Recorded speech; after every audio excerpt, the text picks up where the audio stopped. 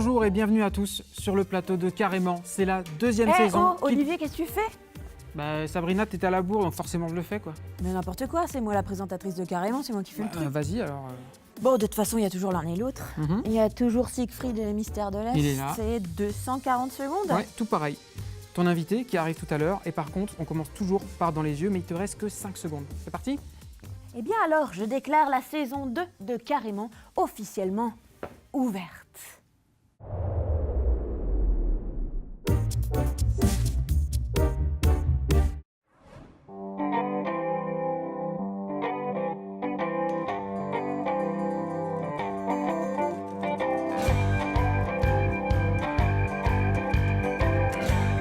À 4 h du matin, un lundi, le 25 juillet, j'arrivais. Je m'appelle Benjamin Artozoul, c'est un nom cathare qui vient du Languedoc, de la Haute-Vallée de l'Aude. Vous n'avez qu'à compter combien d'années j'ai derrière moi. En fin de compte, je suis né le 25 juillet 49. Je suis né ici dans la maison. C'est ma grand-mère qui a ouvert l'établissement. Cette maison, donc, voilà, c'est une affaire de famille, donc ma grand-mère, ma maman. Je tiens à y garder une âme familiale. Catherine et moi, nous sommes donc à la tête. C'est mon père qui a commencé les agrandissements. C'était qu'un petit bistrot, troquet comme on appelle ça. Tous les murs, je les connais, les fils. Et c'est pour ça que je peux agir, même maintenant étant aveugle, je peux agir comme si j'étais normal. Si aveugle, c'est pas normal.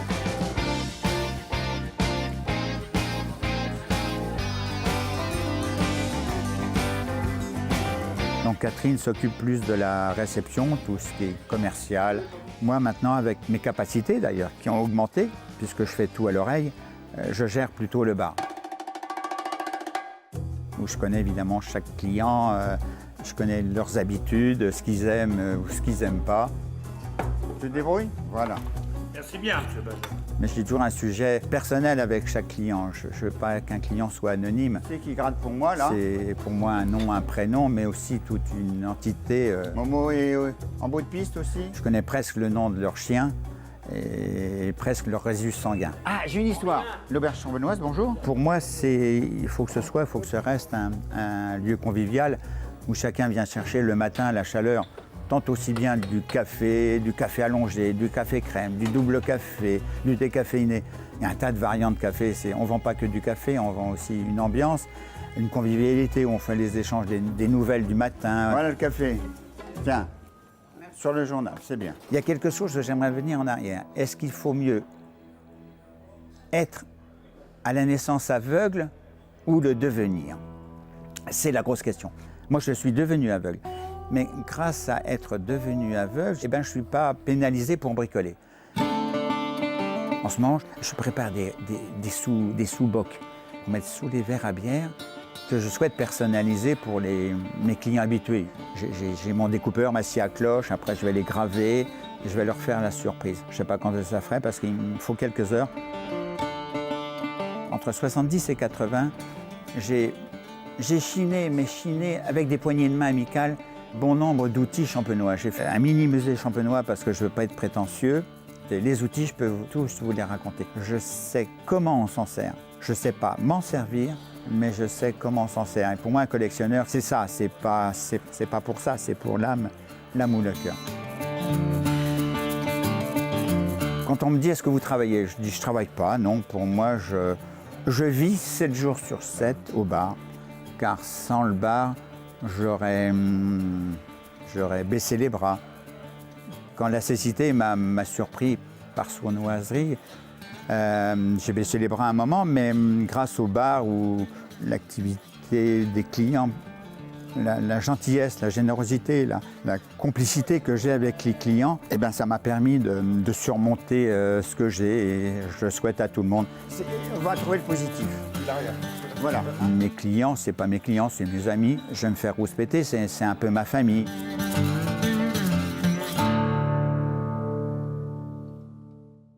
Merci à Alabama Productions pour ce sujet. On enchaîne tout de suite avec l'un et l'autre. Alors, petit rappel, l'un et l'autre, c'est une discussion ouverte et sincère entre deux spécialistes sur un sujet de société.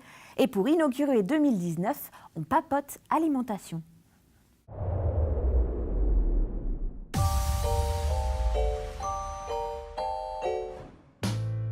L'une s'appelle Magali Meuglé, l'autre s'appelle Geoffrey Andena. L'une est diététicienne, l'autre est maraîcher. Les deux agissent au quotidien à leur façon pour une alimentation plus saine. Geoffrey, c'est quoi bien manger ? Ma définition du bien manger, c'est l'environnement tout autour et toutes les actions qu'on peut mener en mangeant. C'est avant tout manger de tout, en se faisant en fait plaisir, en intégrant en fait chaque groupe d'aliments, à savoir donc les fruits et légumes, la viande, le poisson, les œufs, les céréales, donc tout ce qui fait partie de la famille des féculents, les matières grasses, les produits sucrés, et essayer en fait de trouver une harmonie au sein de tout ça. Vegan, sans gluten, la prochaine révolution sera culinaire. On sent que manger, en fait, aujourd'hui, c'est vraiment un acte identitaire. C'est, voilà, je mange, donc je suis. L'idée, c'est de voir si d'une, ce mode d'alimentation répond en fait à tous leurs besoins. Et de deux, au niveau culinaire, c'est aussi de leur donner des astuces, comment bien cuisiner. Avant, on raisonnait toujours un plat autour d'une viande, d'un poisson, alors que maintenant, effectivement, on va faire une recherche autour de nos légumes, savoir comment les agrémenter, avec ou sans produits d'origine animale. Et c'est ce qui est finalement intéressant, parce que nous, on se casse la tête toute l'année pour savoir quoi produire et quoi offrir à nos clients. Et donc, finalement, ces deux mouvements se rejoignent un peu. Au quotidien, on sait vraiment ce qu'on mange. Cela dépend vraiment de où on l'achète, où on le produit éventuellement. C'est pas seulement le produit, mais c'est aussi tout l'environnement dans lequel il est produit et les personnes qui le produisent. Dans les supermarchés, effectivement, on ne sait pas toujours forcément ce qu'on mange. Les industriels, leur principal souci, c'est de vendre. Donc c'est vrai que quand on regarde un peu la liste des ingrédients, on voit plein de trucs bizarres, des des additifs. C'est vrai que ça fait un petit peu peur. Donc moi aussi, ce que je préconise, en fait, c'est de revenir finalement à quelque chose de plus naturel, de prendre en fait des produits bruts. Les nouveautés comme les jus qu'on propose actuellement, on a un pomme-carotte, tout simplement de la pomme et de la carotte. Chez nous, on est sur des produits bruts artisanaux qui ne contiennent que les produits de base que l'on y met, quoi. Sommes-nous condamnés à mal manger ? Qu'est-ce que ça veut dire mal manger ? Que des fast-food et que des pizzas. C'est clair, si on fait ça en fait tous les jours, c'est pas forcément l'idéal. Mais après, d'un autre côté, voilà, si de temps en temps on s'octroie en fait un petit plaisir parce que c'est quelque chose qui nous fait du bien, c'est pas ça en fait qui va faire qu'on va être en mauvaise santé. L'équilibre alimentaire, ça se fait pas sur un repas ni sur une journée, ça se fait en fait sur la semaine. Tout le monde a des producteurs près de chez soi. On a le concept de ferme urbaine avec la production sur place, cette ferme ouverte aux clients qui peuvent aller constater aussi de leurs yeux ce que sont leurs aliments avant qu'ils arrivent dans l'assiette. Pour toi, c'est quoi un repas du midi idéal ?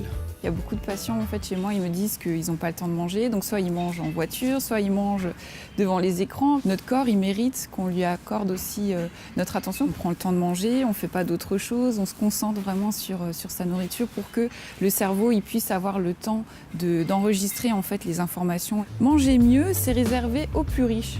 Alors ça, c'est vraiment une idée reçue à laquelle j'ai envie de damer le pion une bonne fois pour toutes, parce qu'en fait, on récupère la marge des intermédiaires que l'on n'a pas, mais on le redonne aussi aux clients en termes de fraîcheur, de qualité gustative, de mode de production, par rapport à la régularité qu'on apporte sur les produits toute l'année. Chez nous, en tout cas, le client ne paye pas plus cher qu'ailleurs. C'est quoi les conséquences d'une mauvaise alimentation ? Ça peut avoir différentes répercussions déjà sur le poids. On peut souffrir de surpoids, voire d'obésité. Et malheureusement, en fait, chez les enfants, on le voit de plus en plus. Et c'est dramatique parce que c'est quelque chose, en fait, un problème qu'ils vont avoir également à l'âge adulte. On peut avoir aussi des maladies, ce qu'on appelle cardiovasculaires, du diabète. Sans compter que on peut aussi avoir en fait une sorte de mal-être. Comme le corps, en fait, il n'a pas tous les nutriments dont il a besoin. La tête fonctionne moins bien, donc on peut se sentir peut-être un petit peu plus dépressif, peut-être un petit peu plus fatigué. Et en fait, ça fait un effet un petit peu boule de neige, mais dans le côté négatif. Manger, c'est pas opposer, c'est pas contraindre, c'est un peu un art de vivre. Complètement. C'est en fait le carburant qu'on va donner à notre machine pour qu'elle fonctionne bien. Nous laissons les uns et les autres tranquilles pour quelques semaines. Et avant de passer à notre interview mensuelle, je vous propose de retrouver le plus grand aventurier que le Grand Est n'ait connu. Il est de retour et c'est maintenant.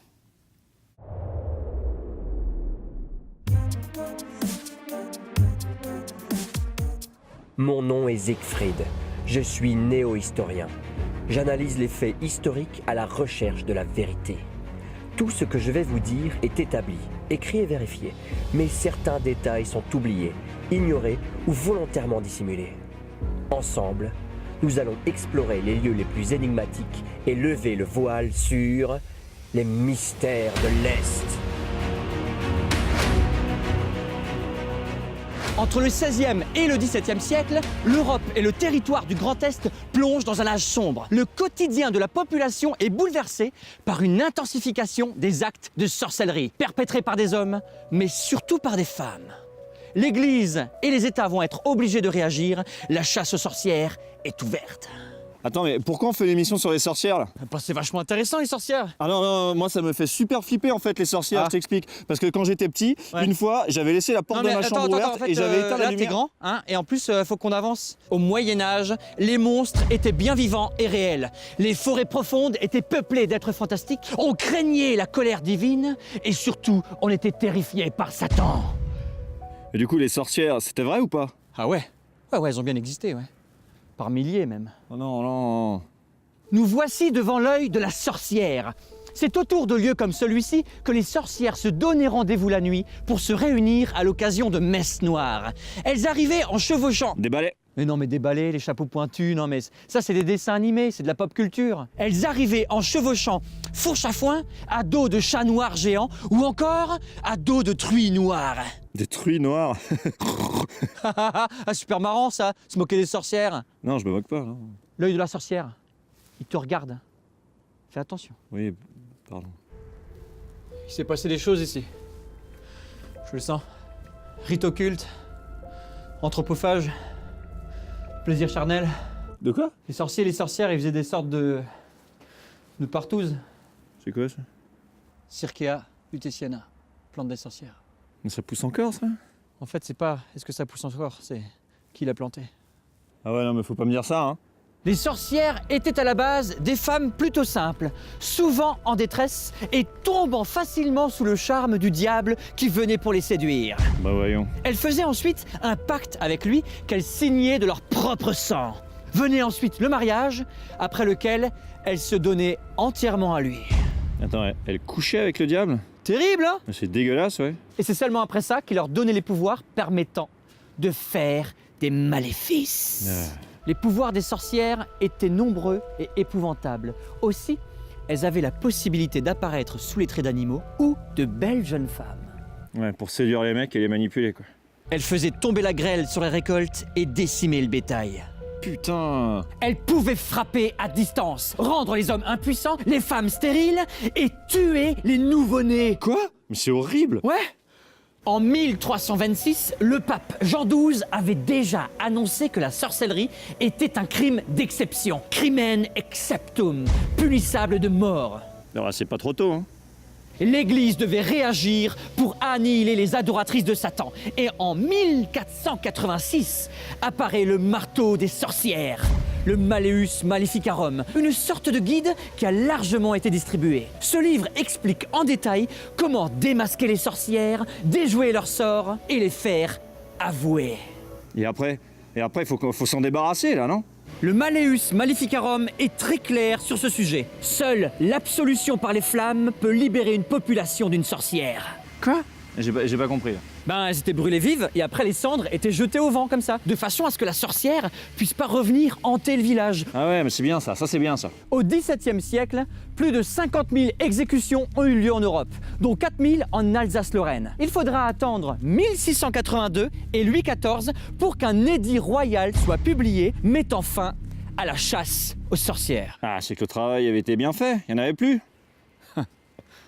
Dans cette période, la population est démoralisée par la recrudescence de maladies. Mauvaise récolte, misère, pauvreté, les peuples sont au bord de l'explosion. Pour maintenir l'ordre, l'Église et les États ont dû trouver une solution.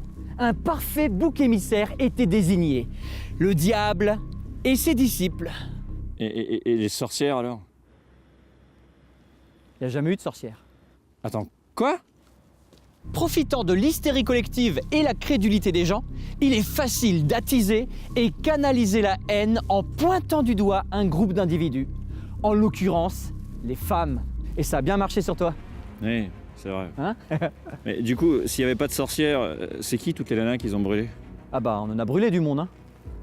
Mais ça, on le verra dans le prochain épisode. Parce que tout est lié. C'est l'heure de donner la parole à notre invité.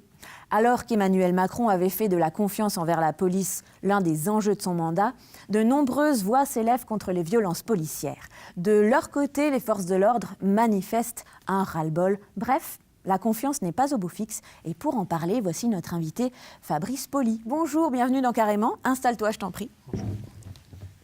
Fabrice, tu es responsable syndical d'Alliance Police Nationale Grand Est. La première question est très simple et très vaste.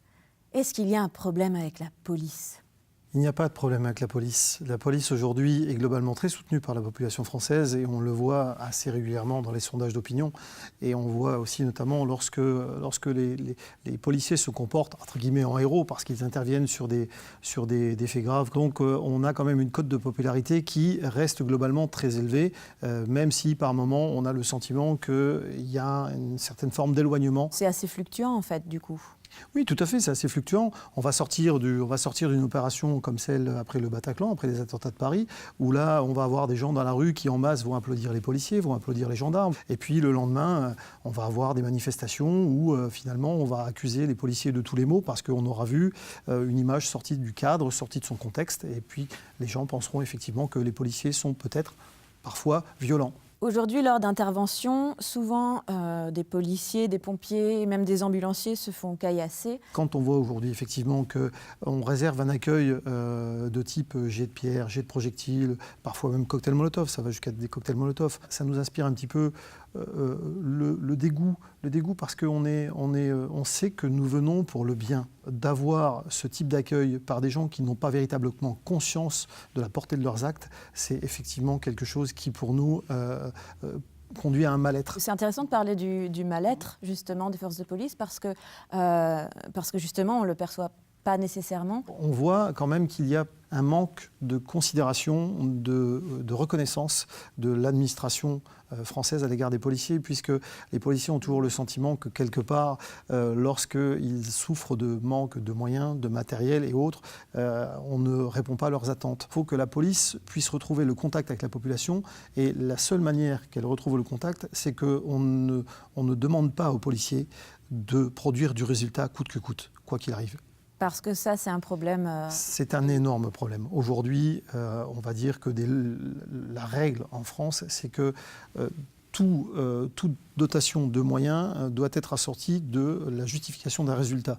Donc pour donner des moyens, pour donner des budgets à la police nationale, il faut absolument qu'on produise du résultat. Donc il y a effectivement une forme de quotas à respecter. C'est un truc qu'on entend, Je ne les appellerai pas forcément quotas. Je dis qu'effectivement, il y a une culture du chiffre, une culture du résultat. Et cette culture du résultat contribue, selon nous, selon moi d'ailleurs, à ce qu'on appelle un éloignement des policiers de la population. Ce type de fonctionnement, c'était pas vraiment le cas avec les îlotiers à l'époque où ils existaient encore, ou si, et on s'en apercevait pas parce que justement c'était une police plus de proximité, en tout cas c'est comme ça qu'on le vivait. Alors tu sais, les îlotiers étaient sédentarisés dans des quartiers. Quand un îlotier était installé dans un quartier, son travail n'était pas de ramener du chiffre. Quand les îlotiers étaient tous les jours au contact des gosses à la sortie d'école, ils les ont vus grandir. Et aujourd'hui, on voit malheureusement qu'il y a un turnover chez les policiers, que les îlotiers aujourd'hui ne sont plus véritablement des gens qui font une occupation pacifiés du terrain, mais qui sont là aussi pour enregistrer du résultat ou simplement pour récupérer les plaintes. Je peux comprendre que cet éloignement progressif de la population ait pu avoir un impact sur aujourd'hui les attitudes qu'on rencontre dans les quartiers sensibles. Je ne dis pas qu'il faille aujourd'hui faire des crêpes ou alors faire de la moto dans les quartiers avec les jeunes comme ça a pu se faire à l'époque. Mais simplement, je pense très sincèrement qu'on peut retisser des liens avec les générations. Ça sera un travail de longue haleine, mais je pense que des liens sont possibles.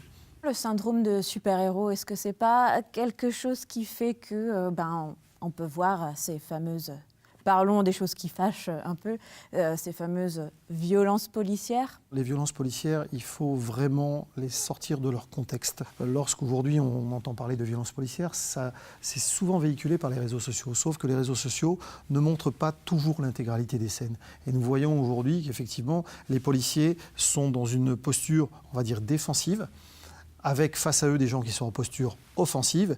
Et lorsque les policiers se défendent, c'est là que les appareils photos se mettent en marche ou que les smartphones se mettent en marche pour filmer des scènes au moment où le policier réinverse, on va dire, le rapport de force. Il faut toujours examiner les images dans le cadre général et voir ce qui a pu déclencher la réaction des forces de police. Quand même pas tous blancs. Alors, non, puisque nous avons des policiers antillais, nous avons des policiers africains, j'en étais nous avons des sûre. policiers originaires d'Afrique du Nord. Alors on pose la question à chaque invité, il faut y répondre immédiatement, mais alors attention, une réponse qui n'a rien à voir ni avec ton métier, ni avec l'interview qu'on vient de passer. Si tu pouvais changer une chose en France, dans la société, dans les mois qui viennent, qu'est-ce que ce serait ? C'est très compliqué comme question, parce bien qu'il y a sûr. tellement de choses à changer dans notre société. J'aimerais vraiment que les rapports humains s'améliorent. Parce que je pense que les gens, d'une manière générale, parce que les gens ne mesurent pas la chance que nous avons d'être aujourd'hui un pays en paix. Merci pour cette conclusion, merci pour tes réponses et pour ta présence sur notre plateau. Merci à toi. Je vous propose de terminer l'émission par la rubrique 240 secondes, réalisée ce mois-ci par Prince Bas, qui met en avant les rêves et les espoirs de jeunes gens un soir du Nouvel An.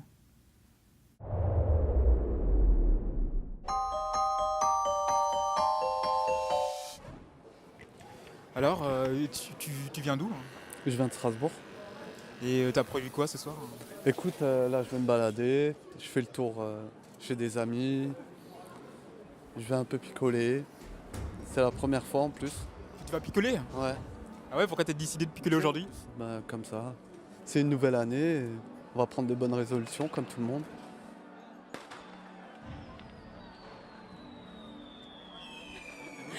Non, pas de résolution, non. On les a tout le temps, pas juste le 1er janvier. Ah ouais, t'en as tout le temps? Ouais, tout le temps, tous les jours. Ta résolution d'aujourd'hui, c'était quoi?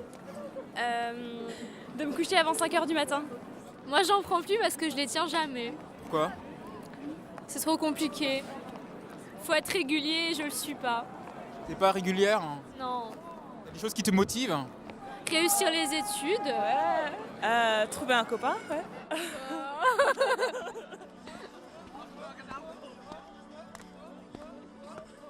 Je sais pas, vas-y, Pour moi? Ouais.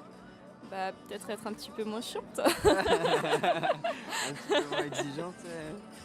Moi, je sais pas du tout. Toujours plus attentionné à la limite, mais bon, ça c'est vraiment cliché quoi. Mais... Toujours plus intentionné, c'est-à-dire que t'es déjà très attentionné? Bah, j'essaie quand même, ouais, non, je le suis. Pas mal. Ouais, j'ai pas à me perdre. Malgré tout, t'es chiante. Bah, je suis comme ça. Hein. Je crois que je le serai toujours. Alors vous deux, je vous interview en duo. Allez, allons-y. Et en amour, vos résolutions? Oulala. Wow, vas-y, raconte. Dis-moi, ça veut dire quoi? Oulala. Toi, t'as plein de choses à dire. Toi, t'as plein de choses à dire. Tomber amoureuse. Tomber amoureuse? Non, j'ai mieux. Réussir à dormir avec un garçon. Toi, tu dors pas avec les garçons? Non. Pourquoi? Parce que dormir, c'est vachement intime, non? Coucher, c'est facile, mais dormir, c'est intime. Ouais. Alors, ma résolution, c'est ça. Je voudrais d'abord oublier mon ex, parce que j'ai énormément souffert avec lui. Et voilà, déjà on va commencer par ça. C'est très très dur, je souffre énormément et c'est pour ça que j'ai changé de pays, je vis en Espagne pour l'oublier. C'est très triste en vrai ce que je viens de dire, mais... Tu fais trop rire, t'as l'air tellement sérieux.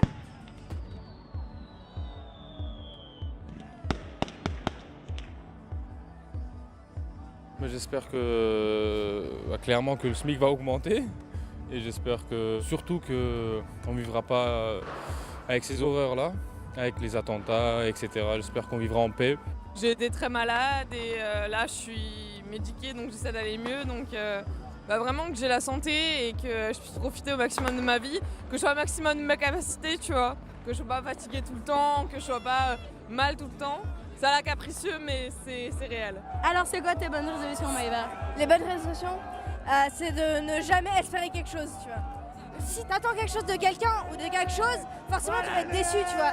Alors que si t'attends rien, eh ben la personne elle va t'apporter tellement plus que ce que t'aurais cru vouloir attendre d'elle. Alors faut le dire quand on est content, merde.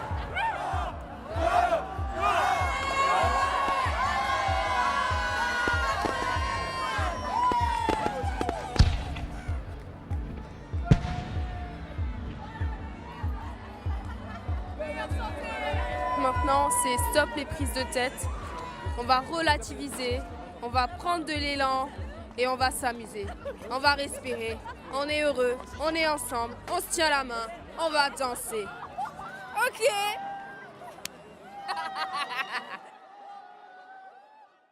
Bon, bah nickel cette première sur notre nouveau plateau. Bah ouais, très bien. Et du coup, tu seras à l'heure le mois prochain? Non, bien sûr, comme d'hab. Et toi, tu m'enverras le montage? Non.